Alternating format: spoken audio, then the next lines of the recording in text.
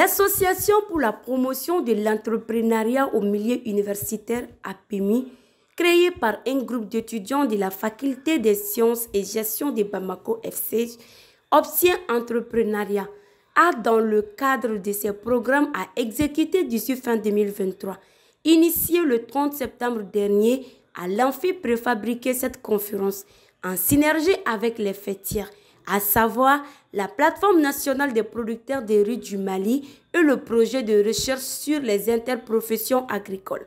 Cette conférence dont le thème est « Opportunités d'emploi et entrepreneuriat » est en droite ligne des nombreuses activités prévues par APEMI courant cette année.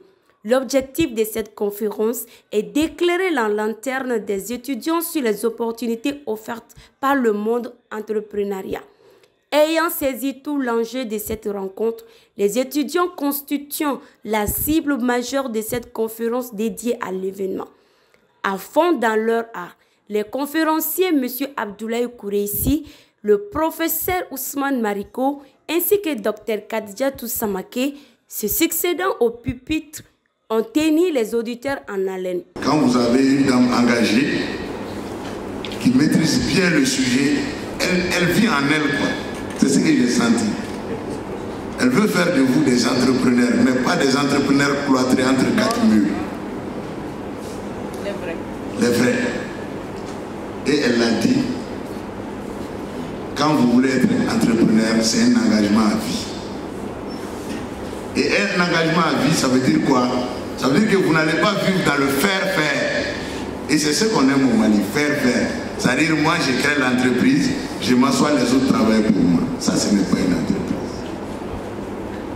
À 5h30, moi, j'étais dans ma parcelle de riz à Baguila. J'étais dans l'eau. À 5h30. Pendant que beaucoup d'entre vous dormaient. Elle est accompagnée dans cette noble tâche avec mon collègue Baba, Baba et moi, nous sommes dans l'entrepreneuriat depuis au moment où on disait entrepreneuriat, maintenant on disait pourquoi essayer. C'est lui, il s'intéresse à l'entrepreneuriat, pourquoi l'entrepreneuriat. Donc on s'est dit, mais c'est très simple, ça viendra. Mais aujourd'hui, mercredi, j'étais au cabinet, lorsque on était en train d'échanger, ils ont dit, mais il faut qu'on essaie de voir comment développer l'entrepreneuriat, pas seulement dans nos universités. J'ai dit, mais nous on a parlé de ça, on a parlé il y a une dizaine d'années, on ne croyait pas, parce qu'on voyait effectivement cette inflation d'étudiants que nous avons.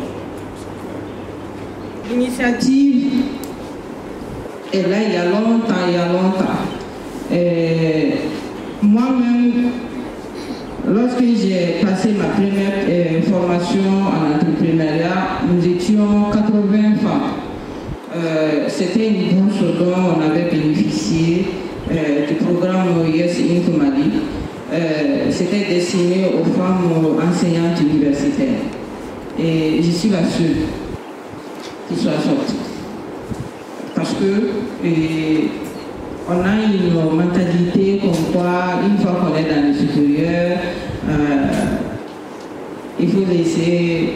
C'est comme si l'entrepreneuriat n'est pas une tâche noble. Alors que c'est tout le contraire. S'il y a une tâche noble, ça c'est l'entrepreneuriat. Le paysan, s'il est paysan, c'est parce qu'il est humble. Sinon, ce sont eux qui nourrissent le pays, le continent, le monde entier. Parce que quand on n'a pas de grains, vous voyez la réalité est en train de prouver que les graines de céréales,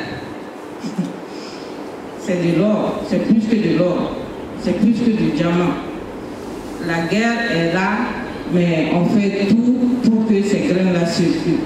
À l'issue de cette conférence, ont été enregistrées certaines réactions et non des moindres comme celle du coordinateur de la plateforme nationale des producteurs de riz du Mali, M. Abdoulaye Koureissi, le président de l'APEMI et l'une des organisatrices de l'événement. L'objet, c'était de venir partager un peu nos petites expériences sur les opportunités qu'offre la filière riz aux jeunes étudiants et surtout qui veulent s'investir dans l'entrepreneuriat agricole. Donc tout au long de la journée, nous avons un peu parlé de l'historique de la riziculture, les enjeux et surtout l'importance du riz de façon stratégique pour la sécurité alimentaire du pays, ainsi que les opportunités que cette filière peut offrir aux jeunes.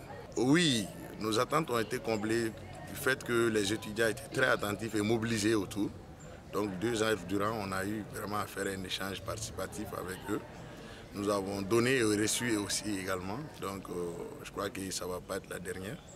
Et nous serons toujours à leur disposition, que ce soit ici au niveau du campus ou même sur des sorties terrain qui peuvent nous aider à enrichir encore le partage. Le message particulier aux jeunes, c'est de dire qu'aujourd'hui, de s'investir surtout dans le secteur agricole. Et quand je dis secteur agricole, c'est avec grand A. Il y a aujourd'hui l'agriculture, il y a l'élevage, il y a la pêche, il y a l'exploitation forestière. Tous ces secteurs-là englobent quand même des multitudes d'opportunités qu'ils peuvent quand même s'inscrire pour avoir leur emploi à eux et aussi faire employer d'autres jeunes. Donc vraiment c'est le message et je crois que ce n'est pas tombé à l'oreille d'un sourd. Alors cette conférence a d'abord été organisée par l'APEMI et l'Association pour la promotion de l'entrepreneuriat universitaire en partenariat avec la plateforme nationale des producteurs de riz du Mali et aussi le projet de recherche sur les interprofessions dont le thème est opportunités d'emploi et d'entrepreneuriat. Alors nous avons à l'issue de cette conférence c'est que le domaine agricole puisse être bien compris par les étudiants parce que nous avons partagé que ici au Mali nous avons des terres cultivables mais peu d'étudiants et puis peu de gens décident de se lancer dedans. Donc notre attente vraiment est que les coordinateurs nationaux comme M. Abdoulaye puissent venir ici à l'université pour sensibiliser les étudiants et leur donner plus d'informations sur le domaine agricole, surtout sur le riz. Le message particulier que j'ai s'adresse aussi à notre administration ici à la faculté. Ils peuvent souvent former ces genres de conférences pour les étudiants. Parce que c'est vrai, il y a beaucoup d'étudiants qui ne sont pas vraiment informés sur ces domaines, sur comment faire l'agriculture et les trucs. Moi, je pense que l'administration peut organiser ces genres de trucs, faire venir les producteurs, pourquoi pas, et expliquer bien le domaine de l'agriculture. Le contexte de cette conférence n'est autre chose que d'une initiative du professeur Ousmane Mariko, chef pédagogique entrepreneurial au niveau de la faculté des sciences économiques et de gestion. Et aussi en partenariat avec la plateforme nationale des producteurs du riz du Mali, non moins le coordinateur M. Kouressi pour cette conférence. Oui, effectivement, on a eu une bonne entente surtout par rapport à cette conférence. C'est la conférence inestimable, vu que nous a rencontré beaucoup de trucs concernant la filière riz. Donc on ne savait même pas, surtout à travers ces différentes explications, on s'est dit, bon, pourquoi pas aller au niveau de la filière rizicole. Parce qu'actuellement, les Maliens consomment beaucoup en matière de riz, à longueur de journée. Même dans la nuit, on vend les riz ici à Bamako. Puis c'est cher. On sait très bien que c'est cher. Un kilo de riz, ça fait 500 francs. Vraiment, il nous a expliqué vraiment les moyens nécessaires de faire la production du riz. Il nous a expliqué aussi la commercialisation du riz. Il nous a expliqué aussi donc, le nombre de productions que le Mali prend par an, les riz et autres. Il nous a expliqué tout ça. Mais vraiment, c'est un honneur vraiment, et un privilège de recevoir ici ce monsieur de bon augure qui nous a dit vraiment que sa porte est ouverte à tout et chacun d'entre nous. Voilà. Disons que ces genres d'initiatives devraient être pérennisées au regard de l'épineuse question d'emploi à laquelle reste confrontée cette jeunesse nombreuse à la fin des cycles universitaires au Mali.